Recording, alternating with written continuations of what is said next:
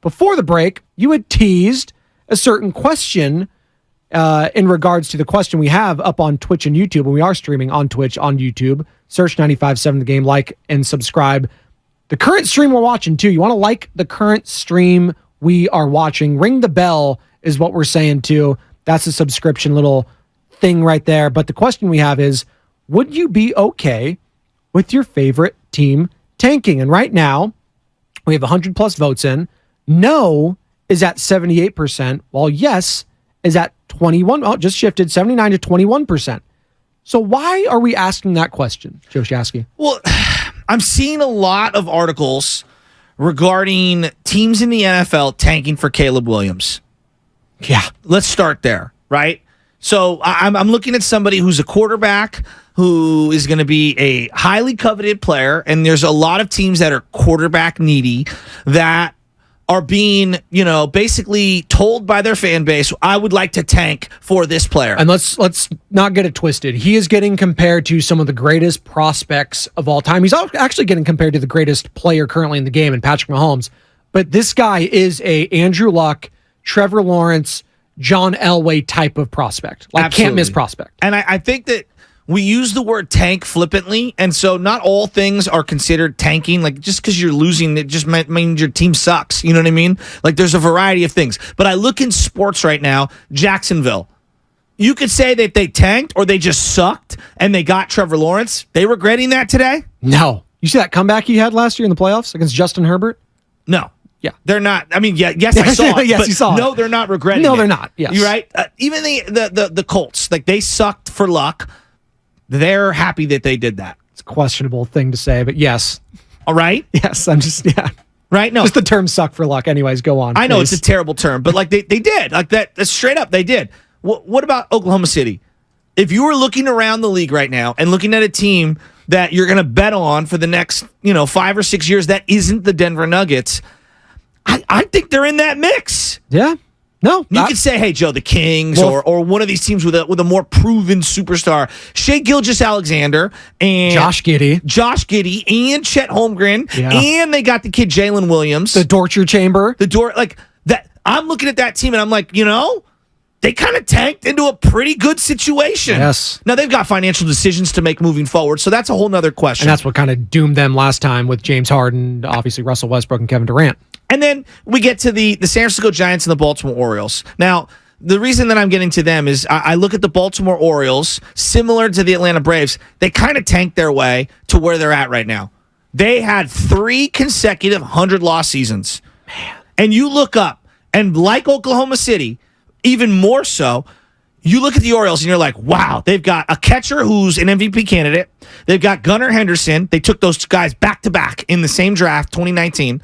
They've got Jackson Holliday, who's Matt Holliday's son, who's coming up. They got Kowser. They got all these guys. And if you were betting on a team moving forward in baseball, boy, they're right at the top. And it's the straight out of the Houston Astros playbook. We tanked. We lost 103 straight years. Look where we're at today. It's pretty wild that Sports Illustrated cover in hindsight was right. What was it, 2017, whenever they won the World Series? Like, your future World Series champions, you're looking at them because they got the Springers. They already had Altuve. They got the Correas.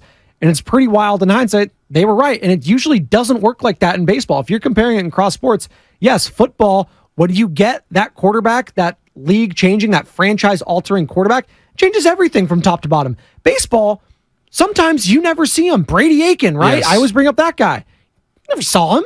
Now, there's no guarantee. Just because you tank, you will be good. No. Right? Like, there's no guarantee. We all agree on that. Like, correct. For example, I don't think the Warriors deliberately tanked the year that they got the number 2 overall pick. I just think everybody was hurt. Everybody's hurt. And their team sucked. And they were like, you know what? We're going to stink. Whatever. It is what it is. And they didn't get the right pick in James Wiseman. No. And it didn't turn into anything, right? Correct. Well, it turned back into Gary Payton II. Charlotte feels like they've been tanking for 15 years. Yes. Right, the Hornets. And then Michael Jordan's finally now leaving. Did you see that, by the way? Michael Jordan was like having say in their pick in the first round, even though he's moving on. How weird is that? It's just the whole thing is weird. Very odd. So there's no guarantee that just because you tank, you end up winning. But I do think it gives you a pretty good runway. And I'm looking around baseball right now, and I'm saying, man, I kind of wish the Giants would have tanked. I kind of wish that they've been a loser 5 out of the last 6 years. Is there nobility in what they've done the last 5 years? Most fans are like, yeah, they haven't won anything. Correct. Yeah, the 107 was That was fun. awesome. That was fun. It was a lot of fun. And if they make the playoffs this year, maybe that changes, right? If they make the playoffs this season, I think people can start seeing the vision of Farhan Zaidi. But that also means the continuation and development of Matos, of Schmidt, and obviously Patrick Bailey continues to be a baller like he has been. So, and maybe a pitching prospect like a Kyle Harrison comes up and he shoves. Exactly. And I've argued with Sam till we're blue in the face. I've argued with Mark Willard on this. There's no nobility in being mediocre. Professional sports at the highest level, you don't get a cookie because you spend $160 million on your payroll and finish 81 and 81.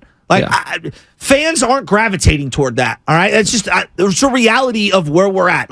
Ask Giants fans. Was that fun last year? No. Right. So now we all hate losing and being a loser. But if you know that you're going to get a top player out of it, it does net you something. I look at the Warriors when they had Clay and Steph, and they ended up tanking the final 2 months of the season to get themselves their draft pick so they could get Harrison Barnes. Not only did they get Harrison Barnes, they got Festus and Draymond Green in that same draft. Okay? Yeah. I personally, now, I don't know where they would have picked if they hadn't, but they would have lost that first-round pick. So let's just go with the Harrison part. I don't think they become the team that they are without Harrison Barnes. Now, I'm not saying Harrison is the linchpin to everything, but he clearly helped. No, you're right. And it's interesting. You bring this up, and it always goes back to that two-timeline approach, right? And we're going to get into that because Joe Lacob, obviously owner of the Golden State Warriors, has some very interesting comments. He sat down with Madeline Kenny, who obviously was covering the team down in Summer League in Las Vegas, and sat down with Joe Lacob and had some interesting thoughts there. We'll get into it. But yeah, we're discussing right now, would you be okay with your favorite team tanking? And that's the question on our YouTube chat poll. Search 95.7 The Game, like and subscribe there. So, no at 77%. So, okay, the tanking thing is interesting because I'm not trying to come down his road. I really love listening to Mark in the afternoon because I think that we view sports very differently at times, and I find it to be a fresh perspective. I don't want everyone to just agree with how I think at all times. Yeah. But he has made a big point about two timelines when it comes to the Warriors. Haven't the Giants been trying to do two timelines? The San Francisco Giants? They tried. Haven't they been trying to win at some level at the big league club and then also develop their farm? Now, I know it's different because you're developing in the minors and there's not necessarily this carryover which affects the actual record of your big league team. Yes. Well, the problem is, too, if you're trying to do that two-timeline approach, you better be hitting on some free agents, right? You better be getting at least a big fish in there that will help sustain things while those young guys are developing. The problem with the Giants is they haven't been able to get those guys, right? So if you're not getting those guys, then yeah, I would say tanking is okay because you'll make sure that at least one of those top prospects that you hope is going to pan out. Again, you're all hoping here, but you hope you get an Adley Rushman type, like what's going on in Baltimore, that becomes that star player that you don't have to go out and get going forward.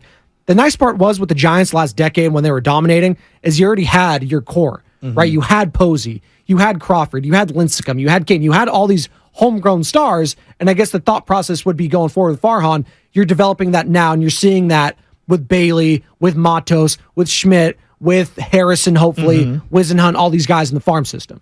Well, I think one of the misnomers of the 2010, 12, and 14 was that the Giants didn't try to incorporate young players as it got older. For example, Joe Panic was inserted, I believe, in 2014. Yeah. Okay? And he huge part in that team. Absolutely, yes. And made an all-star game in 2015. Flip, all that stuff. Matt Duffy was introduced in 2015, right? So I think there's this misnomer that you can't add a piece here and there. I think where it gets difficult, and this is what the Warriors tried to do, is making too many youngsters imprint onto a veteran-laden team. That's where I think, had you had the Giants try to put three guys who were young simultaneously out there with some old guys, I think that's where it gets a little tricky. I look at the 49ers right now, okay?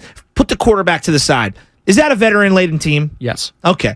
they're going to try to play this youngster from Penn State. This Jair Brown? Yes, this DB. And it might work. They did it with Hufanga last year. Hey, you're a young player. We're going to incorporate you into the secondary. Hey, we've got 2 young offensive linemen. We're going to try to incorporate those guys into this bigger veteran-laden team. And that works because it's a small amount of guys on a more veteran core. Like that can work.